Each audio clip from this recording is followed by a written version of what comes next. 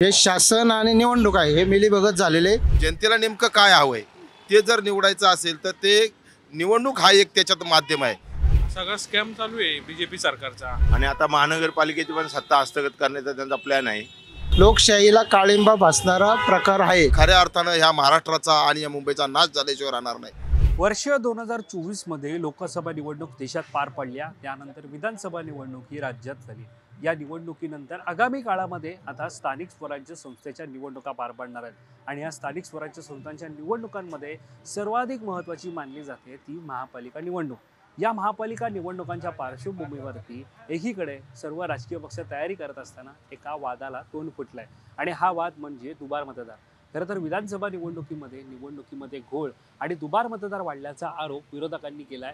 तर आता महापालिकेकडून आकडेवारी जाहीर करण्यात आली आहे, ज्यामध्ये जवळपास 11 लाखांहून अधिक दुबार मतदार असल्याचं समोर आलंय. आता या आकडेवारीवरती मुळामध्ये दुबार मतदारांवरती नागरिकांचं मत काय हे आपण या व्हिडिओच्या माध्यमातून जाणून घेऊया. नमस्कार, मी वैभव पाटील, तुम्ही पाहतात माय महानगर लाईव्ह. निवडणूक आयोगाची चूक आहे आणि ती सुधारण्यासाठी प्रभाग वाईज ते तिथं राहतात की न राहतात हे स्थानिक तिथल्या कार्यकर्त्यांना माहिती असतं.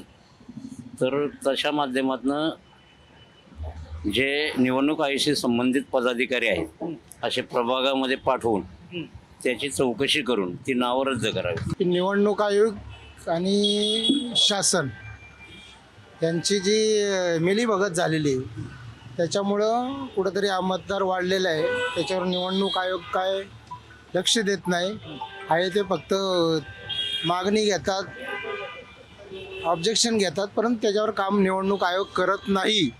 हे शासन आणि निवडणूक आहे, हे मिलीभगत झालेले. त्याच्यावर हा मतदार वाढलेला आहे आणि त्यांच्यामध्ये त्यांच्या प्रत्येक निवडणुकीत निकाल लावून घेत आहेत. ही संपूर्ण लोकशाहीला काळिंबा भासणारा प्रकार आहे. संविधान बाबासाहेब आंबेडकरांनी लिहिलेलं आहे, त्या संविधानाप्रमाणे देश चालत नाही, महाराष्ट्रही चालत नाही. हे फक्त शासनाचा एकाधिकारशाहीमुळे हे शासन चालू आहे. सगळा स्कॅम चालू आहे बीजेपी सरकारचा. हे सगळ्या यंत्रणा हॅक करून सगळं आमच्या ग्रामीण भागामध्ये पण हाच विषय चालू आहे. त्याच्यावरती आम्ही आहे आता प्रयत्न चालू आमचे सगळे, पण सगळ्या यंत्रणा त्यांच्या हातामध्ये असल्यामुळं त्याच्यावरती नाईलाज होतोय. पर्यायी दुसरा मार्ग अवलंबावा लागणार आहे. त्यांनी सहजवारीनं घेतलेलं ना बरं. सहज घेतलं तर हा पर्यायी जनतेचा हा आक्रोश होऊन दुसरा मार्ग अवलंबला तर यांची कुठलीच यंत्रणा चालणार नाही आहे. हा जनतेची यंत्रणा चालेल फक्त त्यावेळी. हे दुबार मतदार करून त्यांनी लोकसभा असेल किंवा विधानसभा असेल ती सत्ता हस्तगत केलेली आहे आणि आता महानगरपालिकेची पण सत्ता हस्तगत करण्याचा त्यांचा प्लॅन आहे. जी उद्धव साहेबांकडे जी महानगरपालिका होती गेले 25 वर्षे, त्यांनी 90,000 कोटीच्या ठेवी ठेवल्या होत्या. ह्या ठेवी यांनी संपवलेल्या आहेत आणि केवळ भ्रष्टाचार आणि लुटायचा धंदा चालू आहे सरकारचा. हा कुठेतरी थांबला पाहिजे की जेणेकरून परत ठेवी वाढतील आणि मुंबईचा अजून विकास होईल आणि मराठी माणसाचा विकास होईल. आणि हे जे BJP सरकार आहे ही मुंबई महाराष्ट्रापासून तोडण्याचा विचार आहे. नाही, खरं तर हे जर पाहिलं आपण की आताची मतदारची निवडणूक आयोगाची जी यंत्रणा आहे ती एकदम ढासळलेली यंत्रणा आहे आणि ह्याच्यामध्ये एका घरामध्ये 100 मतदार घुसवले गेलेले आहेत. ते एकतर फार चुकीचं आहे. आणि हे निवडणूक यंत्रणा जे निवडणूक आयोग जी वापरते ते हे कुठल्या तरी राजकीय नेत्याच्या बटील झाल्यासारखे मला वाटते. आणि खरं तर हा निवडणूक आयोग हा एकदम पारदर्शक पाहिजे. कुठल्याही राजकीय पक्षाला किंवा कोणाला तरी झुकतं माप देते हे असं झालं नाही पाहिजे. आणि तरच खऱ्या अर्थानं जे निवडणुकीच्या माध्यमातून जो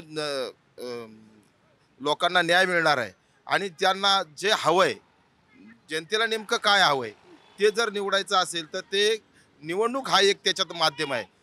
निवडणूक जर चांगल्या पद्धतीने राबली गेली, निवडणूक प्रक्रिया चांगल्या पद्धतीने लागली गेली तर चांगले लोक ह्याच्यामध्ये येतील आणि चांगले लोक जर ह्याच्यामध्ये आली तर खऱ्या अर्थानं या महाराष्ट्राचा, या मुंबईचा विकास होईल. अन्यथा पुन्हा आपल्यावर एक वेगळी संस्कृती इथे येईल आणि खऱ्या अर्थानं ह्या महाराष्ट्राचा आणि या मुंबईचा नाश झाल्याशिवाय राहणार नाही.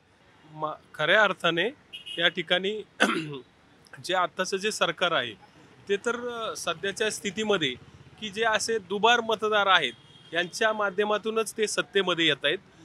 लोकसभा असो किंवा विधानसभा असो या माध्यमात सरकार जसं जसं त्यांना दुबार मतदार हवेत त्याप्रमाणे ते इलेक्शन पुढे ढकलतात आणि त्याचाच लाभ घेऊन आतापर्यंत सत्ता स्थापन करण्याचा प्रयत्न करतंय सत्ताधारी पक्ष, असं आमचं सामान्य जनतेचं म्हणणं आहे.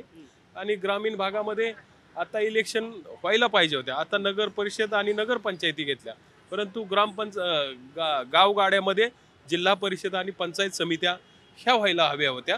परंतु आता त्यांना घोषणा करायची, फक्त सरकार जे आहे ते घोषणा करतं की समजा घोषणांचा पाऊस पाडायचा आणि लोकांकडनं मतं मागायची. तर महानगरपालिकेमध्ये मुंबईसारख्या ठिकाणी सन्माननीय हिंदू हृदय सम्राट शिवसेना प्रमुख वंदनीय बाळासाहेब ठाकरे यांच्या माध्यमातून उद्धवसाहेब ठाकरे या ठिकाणी आता कार्य करत होते. कोरोनाच्या काळामध्ये अतिशय चांगल्या प्रकारे या ठिकाणी मुंबईसारख्या ठिकाणी किंवा महाराष्ट्रामध्ये अतिशय शिवसेनेच्या माध्यमातून उद्धवसाहेब मुख्यमंत्री होते, त्यावेळेला अतिशय चांगलं प्रकारे काम केलं. परंतु आता सरकारने मुंबईमध्ये ज्या ठेवी होत्या त्याही संपवण्याचा प्रयत्न केला आणि आपल्या राज्यावरती अतिशय भरपूर कर्ज झालेले आहे. आम्हाला सामान्य जनतेला तेवढा हिशोब देता येणार नाही, परंतु आता जे सरकार आहे फक्त घोषणा करायची आणि आपले नगरसेवक असो किंवा पंचायत समिती सदस्य असो यांना निवडून आणण्यासाठी फक्त आपल्या राज्यावरती कर्जाचा डोंगर करण्याचा ह्या सरकारचा ध्येय आहे, एवढंच आमच्यासारख्या कार्यकर्त्याला वाटतंय. तर मुंबईत वाढलेल्या दुबार मतदारांच्या पार्श्वभूमीवरती महापालिकेनं जाहीर केलेल्या आकडेवारीवरती आपण नागरिकांची मतं जाणून घेतली. त्यानुसार मुंबईमध्ये महापालिकेनं जाहीर केलेल्या आकडेवारीनुसार 4 लाखांहून अधिक दुबार मतदार हे पश्चिम उपनगरामध्ये, तर 3 लाखांहून अधिक दुबार मतदार हे पूर्व उपनगरामध्ये, तर 2 लाखांहून अधिक दुबार मतदार हे शहरामध्ये, असे एकूण 11 लाखांहून अधिक दुबार मतदार हे मुंबईमध्ये आहेत. आणि याच्याच वरती नागरिकांची मतं आपण जाणून घेतली तर नागरिकांनी थेटपणे या सगळ्यामध्ये निवडणूक आयोगाची चूक असल्याचं म्हटलं आहे. तुम्हाला या संदर्भामध्ये काय वाटतं हे आम्हाला कमेंट करून नक्की कळवा. आणि या संदर्भातली अधिकची माहिती जाणून घेण्यासाठी तुम्ही माय महानगर लाईव्हला सबस्क्राईब करायला विसरू नका. कॅमेरा पर्सन अवधेश कोरीसर, मी वैभव पाटील, मुंबई.